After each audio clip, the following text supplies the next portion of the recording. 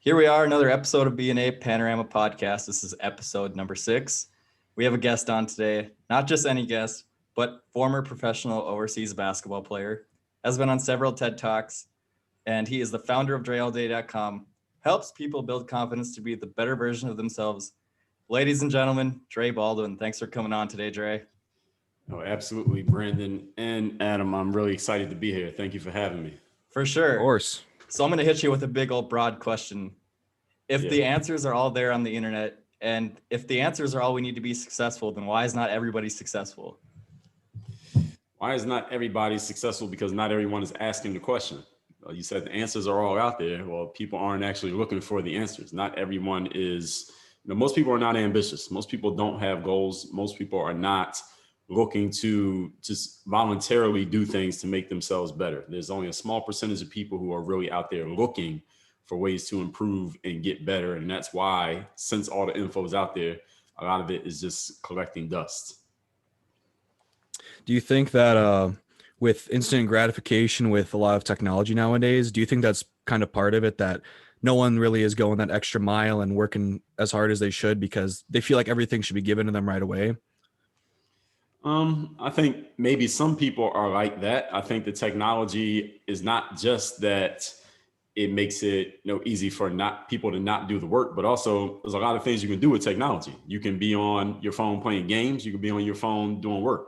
You could be writing a book. You could be reading Instagram comments. So there's a lot of different things you could be doing with that technology. So I wouldn't paint it with such a broad brush in that way. It really just depends on the individual person, that everybody kind of has to choose. Like I said, getting better, what I tell people is after the stage of puberty, the only way you get better is by choice. Up to puberty, you grow kind of voluntarily. Nature just makes you grow. But after that, you have to choose. And it's all mostly mental at that point. That's today's episode title. The answer is you. It all starts within you. I see you got work on your game hat on. You want to explain, what that means to the audience? Sure. Well, work on your game came from, being that I was playing sports when I first started publishing content on YouTube, which was back in about 2005, way before YouTube was YouTube. A bunch of basketball players just found me, and I realized the light bulb went off in my mind that I was really serving an audience of players who were just like me. They wanted to learn how to get better at basketball, but they didn't have anyone to teach them, which is the stage that I was at probably about 10 years before that when I was a teenager. But by this time, I'm in my early 20s. I just started playing basketball overseas. And I just started serving them. I just started making videos and taking the workouts I was already doing, and I just started recording them and putting them up on YouTube. And after a few years of doing that, the players started asking me about my approach to the game, because again, I'm not this guy they saw on TV. I'm just this random dude on this random website. This is way before YouTubing was a thing, a big thing. So these people are seeing me like, this guy looks like he can play, but we never heard of him. So who is he? So they started asking me questions like, what keeps you coming to the gym every day to work out? Or how do you have the same confidence in the game that you have in practice? Because they could tell that I could play. Or now I would tell them my story and in the comments, just responding to things. And I told them, they were like, Dre, you got cut from your high school team 3 years in a row.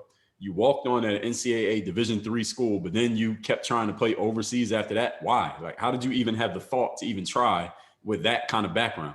And they would ask me, well, how do you start getting known on the internet? Because by around 2008, 2009, the early days of influencers and content marketing, and we just started using the phrase social media. I had a little bit of a buzz to my name through that. So people wanted to know, like, how do I do it? If I want to get known on the internet, what do I do? So I just started talking about these things: discipline, confidence, mental toughness, and personal initiative that just I already had in myself that I was using in the sports world.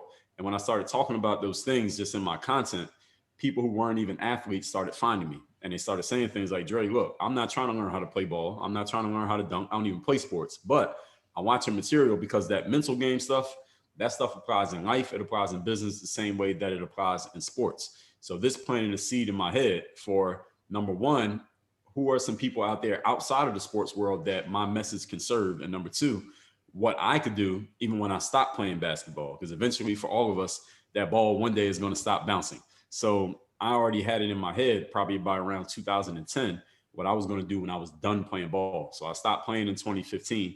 And now here we are. Now I'm a CEO and owner of my company. And we take the same mental tools that I was giving basketball players 15 years ago, and we give those now to entrepreneurs and professionals and still athletes too. So that's where work on your game came from. Yeah, that's dope. It's funny. I was on the B team for basketball when freshman year of high school, and I just was going through YouTube and I happened to find your video, and that's how I originally found you. And so I can attest Right. that the ways that Well, you've been able to build my own confidence is like, it's pretty cool. Like that you can vicariously live like with somebody, like through somebody else's confidence that gives you confidence. So that's great to hear. Which video was it that you found, Adam? Do you remember? First one? no, I don't, but I know that it was something to do with if you're working alone, you're probably doing something right. Yes, I remember that video. That just about separating yourself from everybody else out there. Like, how do you know if you're, putting in work? Because I was alone. Because a lot of the times, like I Right. was in the gym alone. When I was working out or going in the hot tub, I was alone. So it kind of felt like isolated. But I started to actually enjoy the experience of it, because I watched your videos and I was like, well, I got to be doing something right here. So Exactly. And I'll tell you one more thing about work on your game. Around 2009, I was home in Miami. I just came back from playing. I was playing in Germany through the end of 2008. So 2009, I was home in Miami as I was at a 24-hour fitness. And this is where the phrase actually came from. So I was working out by myself. It was like 3, 4 in the morning. And I had my camera with me as always. Now, this is before we had video cameras on the phone. So I had a camera and a phone. So I got my video camera with me. I just finished the workout and I had been thinking about all the questions I've been receiving on YouTube because I would get all these comments, people asking, Drake, can you give me some tips? Can you give me some help on my game? I was happy answering the questions, but I kept getting the same questions over and over again. So I'm thinking, how can I answer this question one time so that I don't have to keep answering the same question? So I made this video and I was just talking off the top of my head. And the thing that I said in the video was that you players out there, you are asking me for how do you get better or how you stop getting cut from the team or why your teammates aren't passing you the ball. But I said, look at where we are right now. I'm in the gym practicing, getting better, and you're on YouTube watching videos. So what you need to do is, I don't know if we can curse on this show. We're allowed to curse on here. You can Go let ahead, it fly. go Let it ahead. rip, man. All right, great. So I said to them, what you need to do is stop watching the video, X out the video, stop playing Xbox, stop staying on the corner, and go work on your fucking game. And that was the first time I had ever used that phrase. And I wasn't trying to make it a thing. I was just saying it. I was just talking. And people heard that, but they kept repeating it back. Like, Dre, I like that. Work on your game. And people see me, even to this day, people see me in the street and they'll be like, hey, work on your game. They remember that phrase. So that is, again, that was another light bulb moment when I heard that people really like that. I just started using it myself, start saying it in every video. And now, we made a whole brand and business out of it. So that's where work on your game actually came from, that 1-2-minute video on YouTube.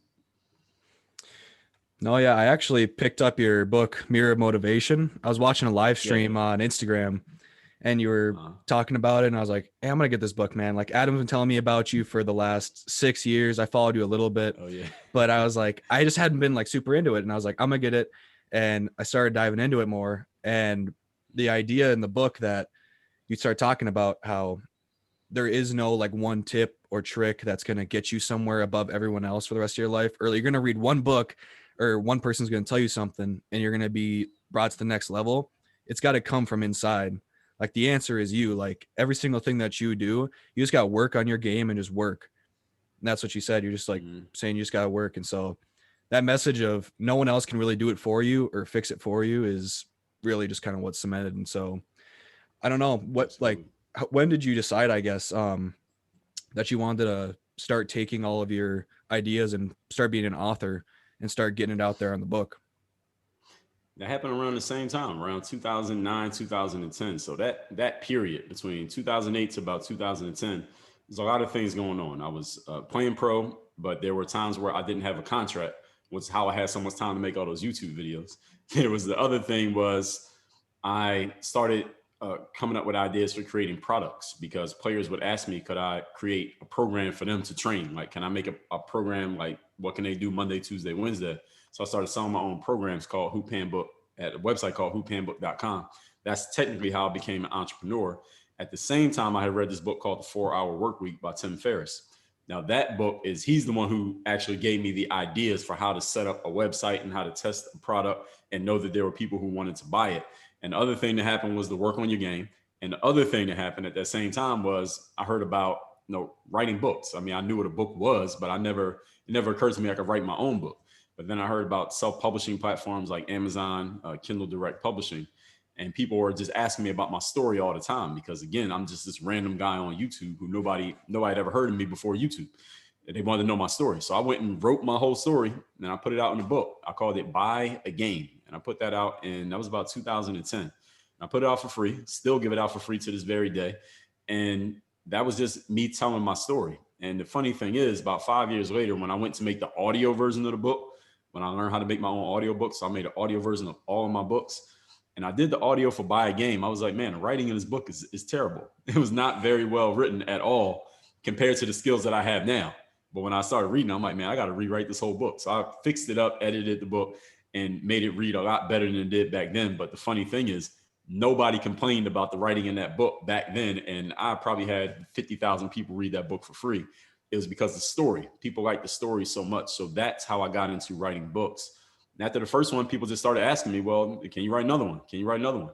I was making these programs called Hoop Handbook for basketball players. And somebody said to me, Dre, well, since you make Hoop Handbook, but you're always talking about mindset and motivation, why don't you make a book called the Mental Handbook? And I said, okay. So I went and made the Mental Handbook. And then I made one on confidence. And I made one on discipline. Then I made one about playing overseas. So the reason why I like still writing books is because a book has a longer shelf life, so to speak, pardon the pun, than even a YouTube video. The YouTube videos, they can last and people can find something that came out 8 years ago today and is brand new to them. But things like, an Instagram post or tweet, those things come and go. As soon as they come, it's over. Like news every day is a whole new cycle. But a book, somebody can come across a book 100 years from now that one of us wrote, and it's brand new material to them. And it's brand new to that person. So I like to write books because it takes whatever I'm thinking, whatever I'm feeling, and it puts it on the record. And the good thing these days is you can go back and change your book anytime that you want. At least as long as you're alive, you can go back and change it. So if I need to change anything, I can go fix it. So that's what got me into book writing. But I've always been a reader as well, to answer your question, Brandon. Thank you. Yeah. Another thing, you mentioned Tim Ferriss, and you have all this confidence and, genuine confidence, genuine discipline. So what are some influences that really influence the shape you to become an entrepreneur and to help people, be the better version of themselves? Wow, that's a deep question. So first of all, when it comes to the discipline, I would have to start with my parents. They set the example that every day they would get up and go to work. And I know they weren't really excited about their work. They never talked about their work like it was some great thing they got to do. They talked about it like it was something that they had to do, but they didn't complain about it at the same time. And at the same time, they never preached to my sister. I have a sister who's a year older than me. They never preached to us and said, hey, do you see us going to work every day? This is what you're going to have to do when you grow up. They just did it. So they set the example of being disciplined and just doing the job every single day. So when I became an adult, I unconsciously just did the same things that I saw the adults around me doing, which is show up every day and do the work. So when I was trying to get better at basketball, even before I was an adult, when I was a teenager, not making a high school team, I just kept going to the park every day and just practice by myself. And this is pre-Instagram, pre-YouTube, no trainer, nobody taking me under their wing. It was just me going to the court and just doing stuff and hoping that something worked. And after a while, things started working. And that's when my game started to take off. And as far as entrepreneurship goes, actually, by the same token that I saw my parents going to work every day, they both worked, quote unquote, regular jobs. They didn't seem excited about going to work. They talked about work as if it was a necessary evil. And here I am, this kid, watching my parents do this every day. And I'm just drawing a line from where I'm at to where I'm going. So we all know, I don't know how they tell you guys, I'm gonna go a bit older than y'all. I'm a generation ahead of you. But in our generation, it was you go to school, you graduate school, you get a good job, then you live happily ever after. I don't know what they're teaching you guys these days. But when I was growing up and I saw that, I'm looking at my parents because they're the role models that I had. And they didn't seem happy with this live happily ever after thing. They were going to work, but they weren't excited about work. I heard my mom complain about her coworkers all the time. And at the same time, they didn't have any money. They didn't have extra money. They would say things like, well, money doesn't grow on trees. Do I look like I made money? We can't afford that. So I'm like, man, well, you went to school and did all these things just to get a job. And this is what adults do. You get the job and you're the one with the money and you call the shots and all that. This is your house and all those things that adults used to say to us back then. But then at the same time, you don't seem to enjoy it. So I'm like, I want to grow up to do this. I didn't want to do that. So I was looking for something else. My mind was open, like, what else can I do besides that? Because this obviously isn't such a path to happiness. So in 2000 and maybe 2002, I got introduced to this book called Rich Dad Poor Dad by Robert Kiyosaki. Now, that book was what really introduced me to the concept of passive income and making money while you sleep and doing work one time and then getting paid for it over and over again. It also got introduced to me by, I had a brief experience in network marketing, and they always talked about just the concept of what network marketing was about, was do work one time and you can get paid for it over and over again. Even though I didn't stay in the industry, the concept made so much sense to me. I said, this is what I need to be doing. Even if I don't do this, I need to do something like that. So nowadays, doing things like, I mean, you write a book, you don't have to write the book for every person who reads it. You write it once and then people can buy it. You get the money, they get the book. And that was the concept that was in my mind. So when I read Rich Dad Poor Dad, and Robert Kiyosaki just started explaining that you don't have to always trade your time for money, even though I still do in many ways, but you don't have to do that for all of your business. That's how you can start leveraging your skills. So I was looking for that. And mind you, I graduated college in 2004, guys. So 2004, there was no YouTube, there was no Facebook, there was no Instagram. We were not using the phrase social media. None of those things existed. So they just happened to come about at the exact time that I was getting out of school, started to play ball, and I was looking for other ways. What else can I do? What am I going to do when I'm done playing ball? And then all this stuff came about. So that was a little bit of luck. But at the same time, I had to be focused and paying attention. And then I had to take initiative to take advantage of that opportunity. Yeah, that's what you know, a lot of people say that luck doesn't exist, but really, you know, like you kind of said, I think luck is an opportunity being presented to you and you just being ready for it to be able to take the opportunity once it's presented to you. So Absolutely. when you were you know, done playing basketball, what was like your main way of making passive income? Like, is that where you kind of started to, you know, work on your game? Is that like kind of where you started to form that, I guess, like that passive income idea? Like, when did you kind of start working on that? Or like, No, I started working. yeah, and I guess I could ask too, like, as a college student, do you have any like tips or like ideas for other people our age and how they can start to do that and work on that when in our age group? Absolutely. So first of all, I started working on how to make passive income when I read the book. As soon as I read the first chapter of Rich Dad Poor Dad, I said, all right, how can I make some money? So here's what I was doing. Don't tell anybody this, but what I was doing was I would buy a book. I bought a book on eBay. Now this is before Amazon was Amazon. I bought a book on eBay and they would send you this is before they had like the books on the phones. They would send you an attachment of a Word document of the book that you bought. So now I just took that book. I read the book. It was like Think and Grow Rich, one of those books. I read that book. Then I started selling it on eBay for 99 cents. So I was selling copies of a book that wasn't even mine, but Think and Grow Rich is out of print. So I wasn't violating anybody's copyright, but I was selling it on eBay for 99 cents a piece. And I would sell like good 10, 20 copies a day on eBay. So that's how I first started making passive income, even though I didn't create that product. That wasn't the real thing to me. But then around 2009, that's when I created Hoop Handbook, which is the basketball training program. And I created a set of programs, let's say maybe the first 10. And then I just set up where people can, you know, you buy a product these days, a digital product, you get the product automatically. The person who sold it, you pay them, and that's it. You don't have to meet them. They don't have to do anything with you. You get the product that you pay for, they get the money. So that's how I first started making money. I mean, waking up in the morning and opening my email and seeing, all right, 5 people bought my program last night. I said, all right, I could do this for the rest of my life. Because you can't play basketball forever. Eventually your knees are going to give out. But with your mind, your intellectual property, you can always make money with your mind. Your mind can get better and better. You could be 80 years old and your mind can still be sharp. So that was my focus right there. So I didn't stop playing ball, Brandon, until 2015. But I was making money online in 2009. So that's where it started. And at the same time, YouTube started doing the partner program, like running ads on videos. And at that same time, 2009. So that's why I said that period between 2008 and 2010 was huge for me, because that's when everything started happening. So I'm making, you know, whatever I was making on YouTube from ad revenue. I didn't really care about that because I don't control anything on YouTube, so they could flip anytime they want to. So I wasn't ever focused on that as my main stream of revenue at all. I'm still playing ball overseas. I'm selling these products online. And then I started writing books around 2010. Then by 2014, 15, I'm thinking, what am I going to do when I'm done playing? Because I knew eventually I was going to stop. So that's when I met a mentor of mine, and she started teaching me about the professional speaking business.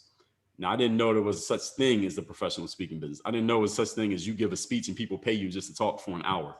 It seems kind of ridiculous, but it's a real thing. And they pay a lot of money. So she was doing it full time, and she was speaking and she knew everything.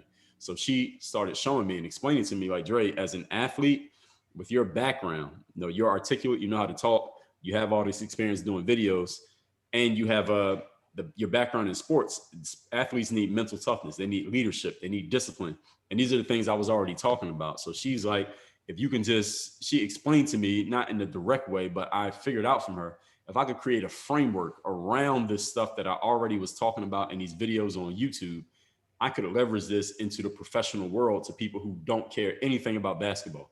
And that framework became work on your game, discipline, confidence, mental toughness, and personal initiative. So then on top of that, I started creating programs like online courses. Nowadays, we have a membership site. We still make YouTube videos and still sell programs, still sell products. So that's always been a thing for me, just figuring out since 2002, how can I do the work one time and get paid for it over and over again? It's always been the focus.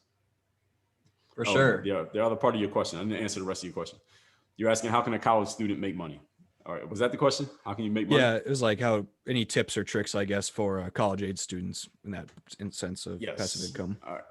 A couple things. Well, I'm not sure how passive it's going to be at first, because when you first start making the money, especially if you're doing your own thing, you're going to have to do the work. You're going to have to trade your time for money.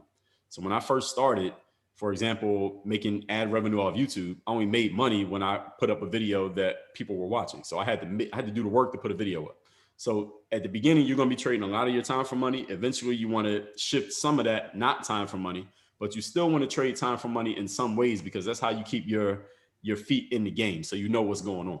I still will coach people one-on-one. I charge them for it, but I'll coach them because it lets me know what kind of challenges people have, what's going on. So if all of my income was passive and I didn't have to talk to anybody to make money, I would lose touch with what was going on. So then I wouldn't be of any value to anyone because I don't know what's happening.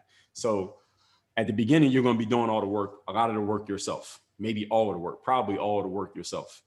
But as a college student, I think one area where there's a huge opportunity for you guys is that people who are not my age, but let's say my parents' age, people who are in their 50s and 60s, my parents in their 60s, but people your parents' age and my parents' age, they want to have a presence on the internet, but they have no idea how to use it. They don't know what they're doing. They don't know how to even set up an account. And so if someone owns a business wherever you live, you guys are in college. So someone owns a business in the neighborhood where your school is, and they want an internet presence, a Facebook page, an Instagram, a TikTok account. It's anything where they could be online, but they don't want to do the work to set it up. You go set it up for them, and then you just charge them to maintain the accounts. There's a business right there. You could sign up 10 local businesses, charge them each $200 a month. They have the money, and there you got yourself a $2,000 side hustle. So that's one place that you can start with people who are in their 50s and 60s who either don't understand or don't want to do the work to be online. Another thing is, I don't know how good you all are at school. I was just average, but if you're good at school, you can sell your classmates study notes. You can, I don't know, take their test for them. I don't know how they're doing it these days. You can't get caught. Take the test for them, do their papers for them, do their research for them. Any student that doesn't want to do the work, you do it for them and you charge them for it. If that existed when I was in college, I would have hired somebody to do my work for me, but we didn't have it, or at least nobody was entrepreneurial in that way. So those are two ideas I'll give you off the top of my head. Awesome, man. I'm going to shift the conversation here a little bit. I saw you retweeted a tweet that said, pain is the source of wisdom. And so then that kind of flips back to the answer is you. And the only way to find the answer is to just do what you need to do, which sometimes is painful because we all fail like at certain things. But from those failures, we're able to grab wisdom and knowledge to continue to do like what we need to do to be successful. So I thought that was really interesting that you retweeted that. Yeah, from Naval Ravikant. He's a really good thinker. I like his stuff. And that is something that pain being a source of wisdom, that's where we get smarter. Tony Robbins also says something along the lines of that. He says, when we succeed, we party, and when we fail, we ponder. Right? We really only think hard about what we're doing when we lose. When we win, we just think we're great, and we just, our ego just starts to drive us and think that we're unstoppable and everything we do is going to work. But it's only when we fail that we're like, damn, where did I mess up? Where did I make a mistake? Where can I get better? So definitely that pain is where we get smarter, because when you're feeling pain, you have no choice but to make some edits and to make some changes to get out of that pain. Absolutely. That's a bar right there by would you say, was it Tony Robbins? I need to write that down. What was it again? When we succeed, we party, and when we fail, we ponder. That's a bar right there. Yeah. Yeah. I guess something that take also credit for that myself. Yeah, you really should have. Next time I will. Yeah, for sure. We'll just have it in quotations, Dre Baldwin. Yeah, that's fine.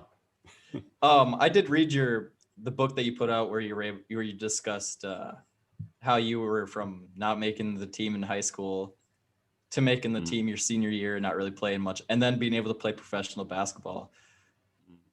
When did you like decide that you were really going to pursue that? Like, did you know, like, from right away in high school, maybe as a freshman, that you were going to continue, or was it like something that just kind of like over time, like, cause you barely play senior year. It seems like you'd maybe give up on it, but what pushed you to continue to go beyond that?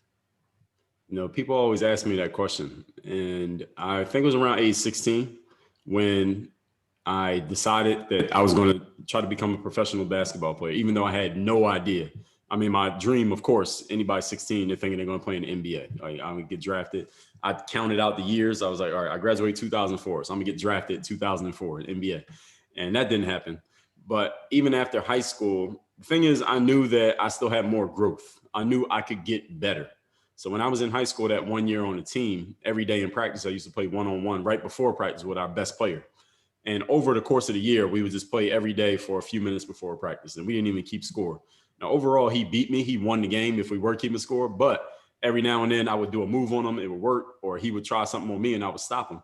So this was giving me little seeds of confidence. Like, this guy's the best player on the team. He was an all-city player. He averaged 25 points a game. He had a D1 scholarship. So I'm like, man, if I could score on him, I know I could play with anybody. I just didn't have the confidence that he had, and I didn't have the experience that he had. He had way more confidence because he had a lot of experience on the court. I didn't have that because I had barely played on any teams. So I knew when I finished high school, even though I hadn't done anything on the team, that I just needed some more seasoning. I was probably going to get better. So that guy, my teammate, he didn't really get any better after that. He was good enough to play college ball at the level he was in high school. I had to continually improve. So in college, I kept getting better, kept getting stronger. My game kept improving. And by the time I graduated college, I was still getting better.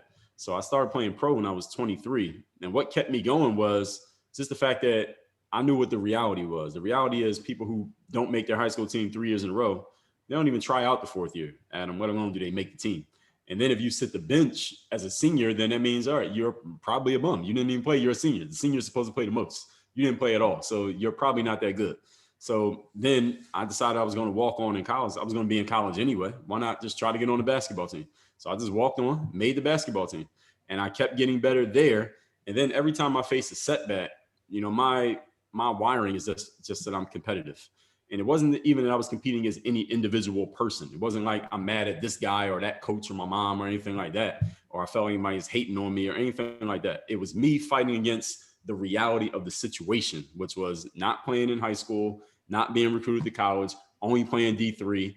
But I was like, I feel like I have the game to actually do something with this. Let me find out. Let me just take the step and see what happens. And at each level, I was able to prove myself and get to that next threshold. So that was always the mentality for me. Like, let me just try it out. If it doesn't work, what do I have to lose? I wasn't losing anything because it was just what it was either way. So that's what it was. Yeah, you just used other people's doubt to kind of fuel yourself to keep going.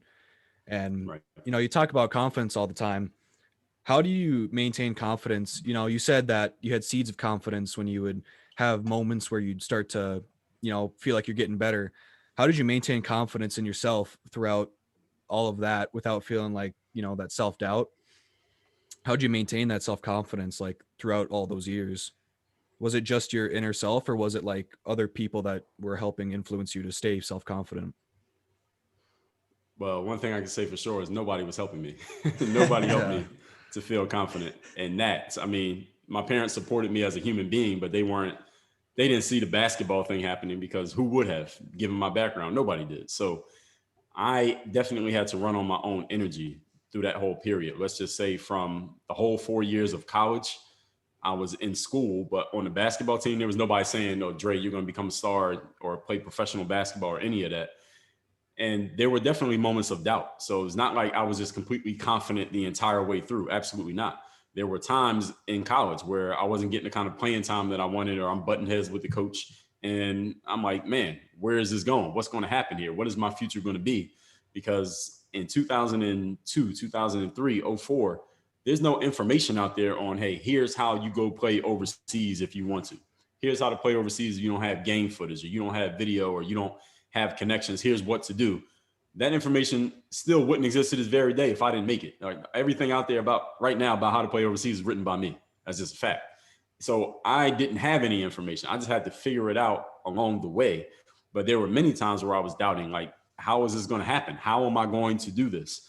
When I graduated in 2004, my first year out of college, I didn't even play overseas. I worked a couple quote unquote regular jobs. I worked at Foot Locker as an assistant manager. I worked at Bally Total Fitness, a gym, as a membership salesperson for a whole year after graduating. Then I got on overseas the next year because I went to an event called an exposure camp. And that's where I got to show my game.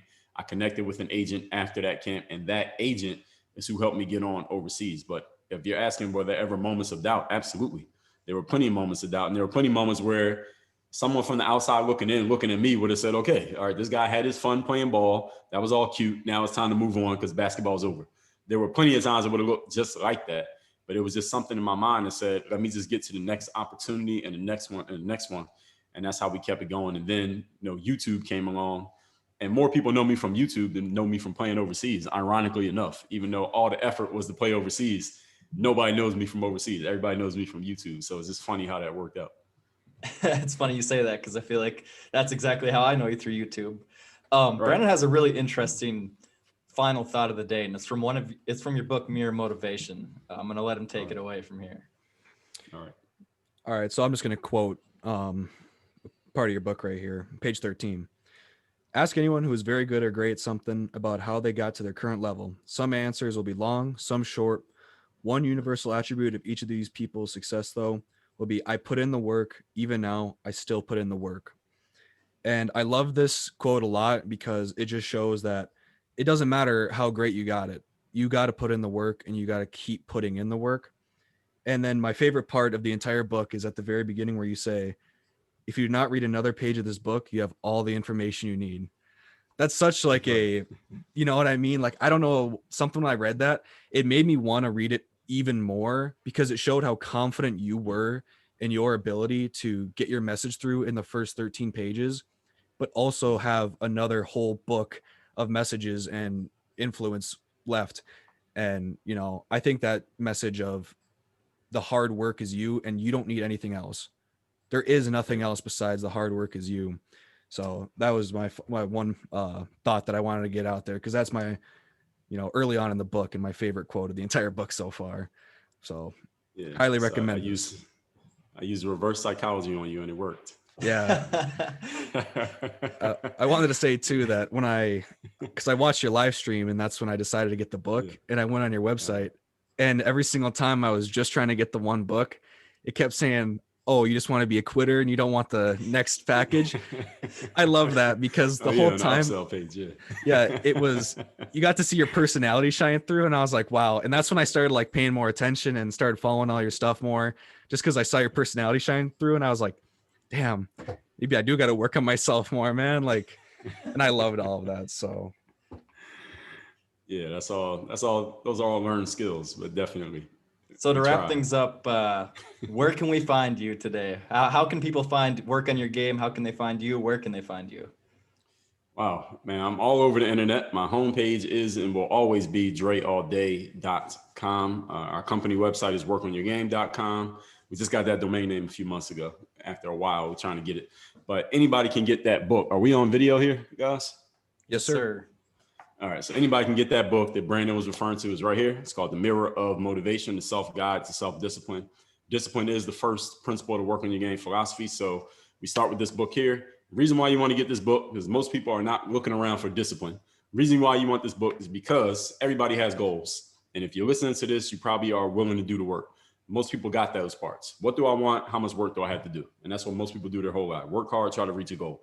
Thing most people never ask themselves is, who do I need to be? What type of person do I need to be? How do I need to approach life? What kind of energy do I need to have? What does my posture need to be? This book gives you the frameworks to ask and answer those questions for yourself. That's why it's called the mirror of motivation. It's not me telling you who to be. It's you telling yourself, looking in the mirror.